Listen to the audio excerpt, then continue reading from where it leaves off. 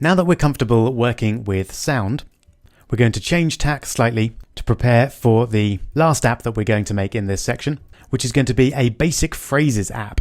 So essentially the app is going to have 8 buttons, 2 along and 4 down, which we want to stretch to the whole width of the screen, and then you're going to be able to tap those buttons to say basic phrases. So it's one of those apps you might take with you on holiday, or even use to learn some basic phrases in a new language. So the challenge there then is the setup. We want to make sure that our buttons cover the whole screen, whatever the screen size, in a kind of grid.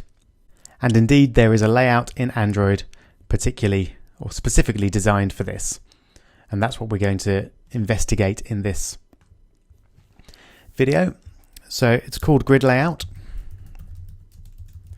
So I'll call my new app Grid Layout Demo. And we'll go for, as usual, the default options. So there are a few subtleties to the Grid Layout Demo, and it's always good to see a new way of laying out your user interface elements. So here we go. I'm going to start by removing the default text view there. And then, no surprise, I'm going to add a grid layout. So I'm just going to drag that in and we'll align it to the top left, and you can see by default it takes the whole width and the height of the parent.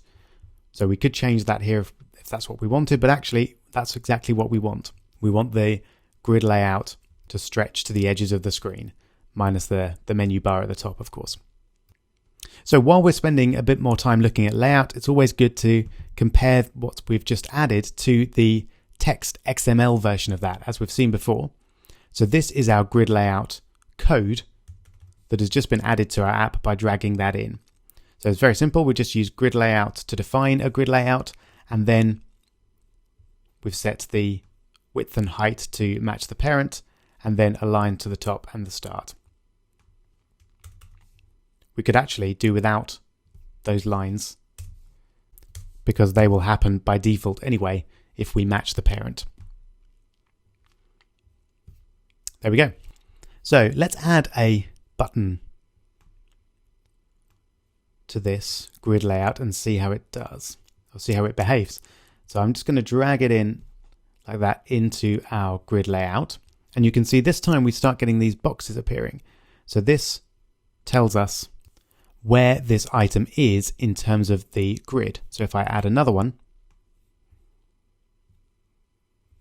you can see this button is the second one along, but still in the first row there, whereas this one is in the first row and the first column as well.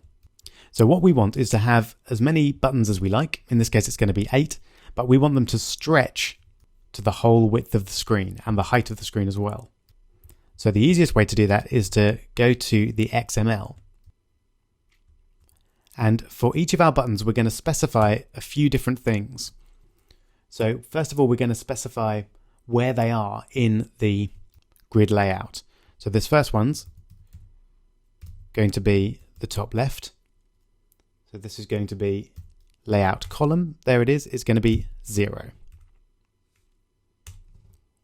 And the next one,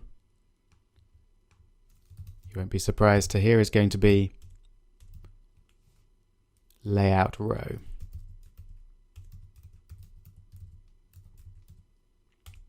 There we go, and that's 0 as well.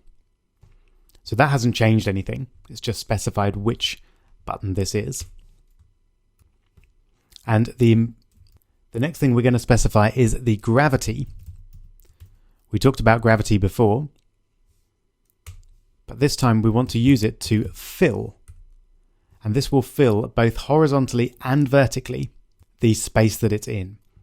So you can see what it's done there. It's filled the whole screen vertically, and it's filled it horizontally up to the width of that new button there, which is the behavior that we want. We'll obviously need to update the new button code to make that work.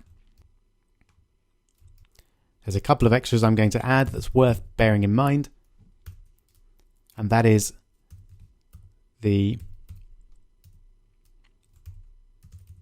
column weight. And we want all of our column weights to be equal because we want them all to be the same size. So I'm going to set them all to be 1. Just to point out there's a column span. So if you wanted one of your buttons to span 2 columns, for example, then you could use your grid layout to do that. But we're not going to do that here. We're just going to set the row weight to be 1 as well. Just to show you what you can do, there's a little image there. So you can see that part is twice as wide as the ones below, and you would do that using spans. Okay, so now I've got my button behaving as I want it to. I'm actually going to just copy and paste that code. So I've got rid of the second button.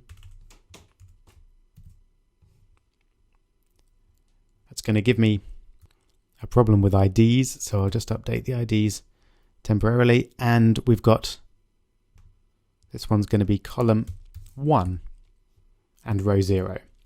So now we've got 2 buttons together, which side by side take up the whole screen. So the third one, I want to have a column of 0 and a row of 1. There we go. Now this is working. I'm actually going to ignore that ID problem for a moment because I don't need to worry about it. We're going to add the IDs later on.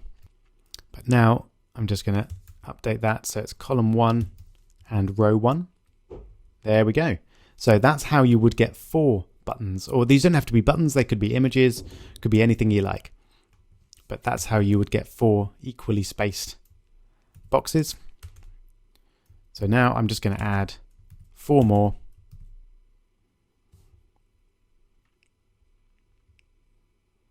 And then update them all.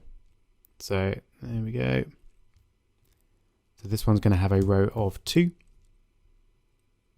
and a column of 1. This one's going to have a row. Sorry, this one's 2 and 1. This one's 2 and 0. Then we've got 3 and 0. And 3 and 1. There we go. So now we've got our 8 buttons. Don't worry about the ID problem, we'll solve those later.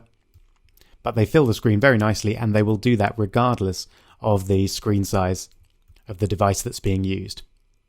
So that's a really useful layout if you want your interface elements to stretch to the edge of the screen. I'm not going to go through this with you, but a quick challenge might be to try and recreate that grid layout there. So you've got a grid with a span of 2 across the top, and then 1 with a row span of 2 down the middle there, and the other ones are all spans of 1. So give that a go if you want to practice your layouts, but I'm going to stop the video here and we will then go on to create our basic phrases app.